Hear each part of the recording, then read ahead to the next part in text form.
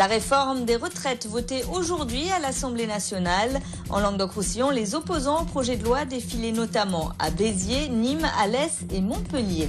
Les musulmans fêtent l'Aïd el-Kébir aujourd'hui. Dans le Gard, un abattoir temporaire a notamment été mis en place.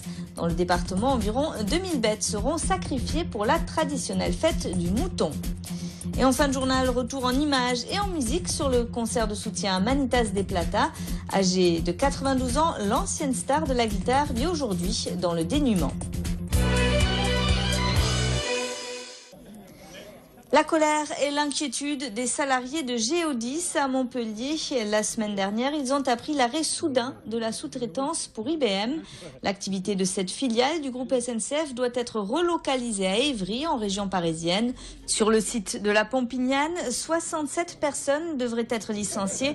Parmi elles, de nombreux anciens du géant de l'informatique qui avaient été repris par le sous-traitant Géodis. Sur notre site, nous avons 60 personnes de plus de 50 ans, donc très difficile à recaser après pour retrouver du travail et pratiquement ça va faire 60 chômeurs de longue durée dans la région.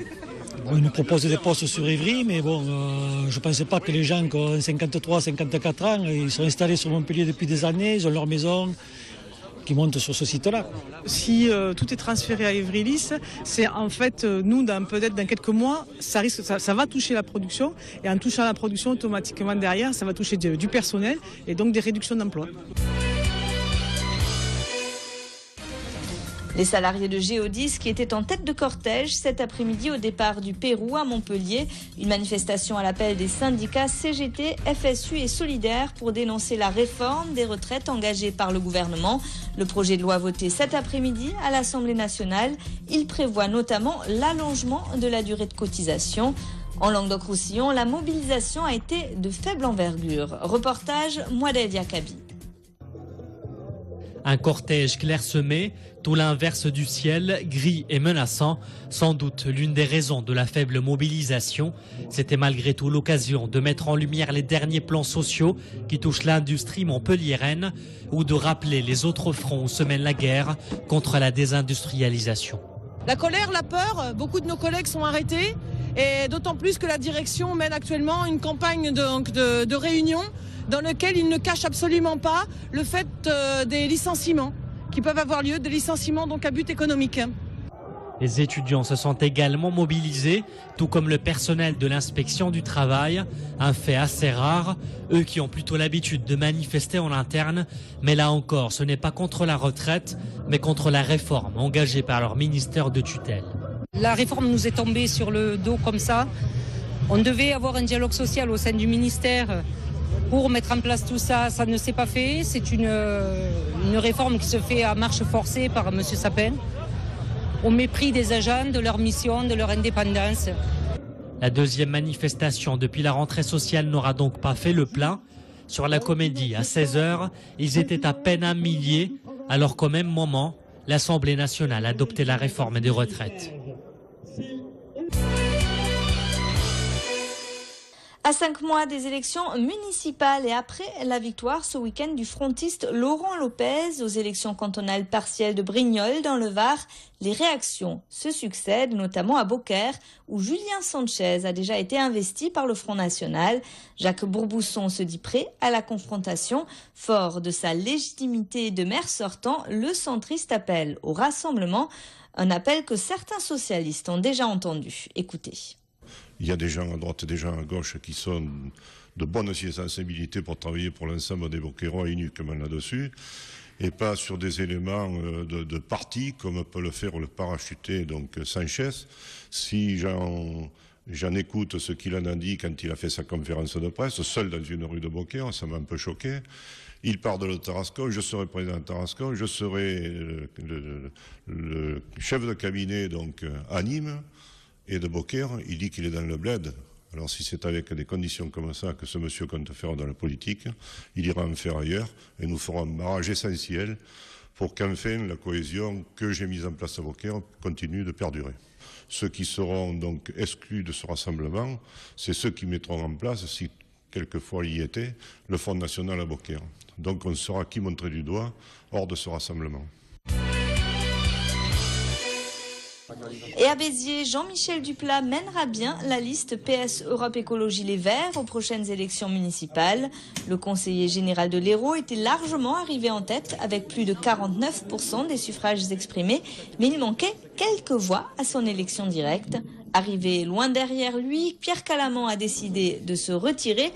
Le conseiller municipal appelle au rassemblement en vue de l'élection de 2014.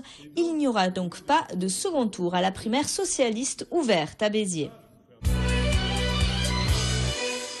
Le futur musée de la Romanité de Nîmes a-t-il un intérêt communautaire ? Oui, selon les élus de Nîmes Métropole qui ont approuvé hier soir une participation de 5 millions d'euros au projet qui en coûtera 60.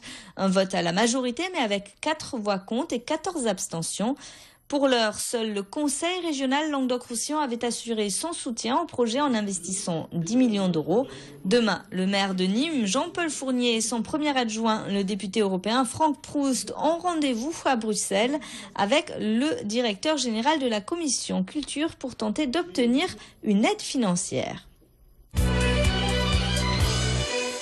La communauté musulmane célèbre aujourd'hui l'Aïd el-Kébir, une fête qui s'accompagne traditionnellement du sacrifice d'un mouton. Un abattage encadré par la direction de la protection des populations. Dans le Gard, 3 sites sont habilités à tuer des bêtes pour la fête, dont un abattoir temporaire implanté pour l'occasion à Vestric et Candiac. Reportage Alain Belon. Les pratiquants viennent de différents lieux de la région gardoise et héroltaise sur le site temporaire de Vestric et Candiac. Créé il y a 5 ans, il gère plus de 1000 animaux dans le respect de la réglementation sanitaire et tradition de la fête de l'Aïd el-Kébir. L'avantage de ce genre de site, c'est que les services vétérinaires sont là, regardent les animaux et les carcasses, saisissent des parties qui peuvent être parasitées par différentes parasites et les saisissent et les retirent de la consommation s'il y a nécessité. Donc l'avantage pour les populations de venir ici, c'est qu'elles ont la garantie de la parfaite qualité sanitaire des viandes qui ressortent. Une réglementation différemment acceptée par les pratiquants. C'est très important pour nous, c'est une fête très importante dans l'année. Et ça nous sert beaucoup, comme je viens de loin, parce que c'est pas à la portée de tout le monde d'avoir un abattoir à côté comme ça. Le but c'est de venir tuer le mouton, le récupérer, tout est nickel, les installations nickel, tout est parfait. On n'a pas trop choisi. Et que si on aurait voulu, on aurait fait ça en comité réduit, c'est-à-dire en famille. Là, c'est du travail à la chaîne. Il n'y a plus trop la saveur de fêter l'Aïd. Et voilà, moi, personnellement, je suis plutôt déçu. L'abattage clandestin peut présenter un danger grave pour la santé humaine et constitue un délit puni de 15 000 € d'amende et 6 mois d'emprisonnement. Vous aimez ça ou pas? Aussi, vive les mavouches! Et on termine ce journal en musique avec les concerts de soutien à Manitas des Plata, vendredi et samedi soir, salle des rencontres de la mairie de Montpellier. Plusieurs centaines de personnes et notamment des élus de tous bords ont assisté à cet hommage au célèbre musicien gitan.